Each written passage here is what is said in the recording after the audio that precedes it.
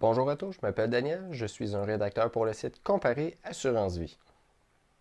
Bon, voyons maintenant l'importance de pouvoir léguer un héritage à nos enfants et à nos petits-enfants. Souvent, rendus à l'âge de 50 ans et plus, les gens auront déjà amassé une assurance vie collective qui couvre la plupart de leurs dettes. En parlant de dettes, on peut parler de l'hypothèque. On peut parler de prêts personnels aussi par rapport à des véhicules. Euh, Aussi, à 50 ans et plus, normalement, on commence à avoir des placements aussi mis de côté afin de pouvoir aider.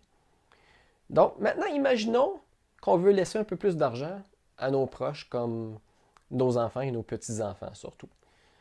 On peut se tourner vers une assurance vie. L'assurance vie d'un montant, disons, quelque chose de modeste comme 100 000 ne coûterait pas très cher en prime. Et si on veut te donner un exemple, on le divise ensuite auprès de nos proches. Donc, un 100 000 divisé pourrait donner un 10 000 disons, vers nos funérailles, donc pour couvrir toutes les dernières dépenses. Un 30 000 vers notre conjoint ou notre conjointe, un 20 000 vers notre fils, un 20 000 vers notre fille, un 10 000 pour un de nos petits-enfants et le dernier 10 000 vers le dernier des petits-enfants. Vous voyez que ces montants-là pourraient aider beaucoup dans leurs études supérieures aussi dans quelques années.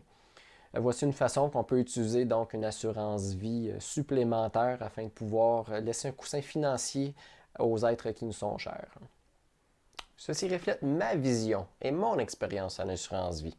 Le plus simple pour vous est de compléter une demande de soumission par l'entremise du formulaire sur le site comparéassurancevie.ca pour comparer plus de 20 assureurs et des courtiers d'assurance pour trouver la meilleure prime selon votre situation. Bonne chance!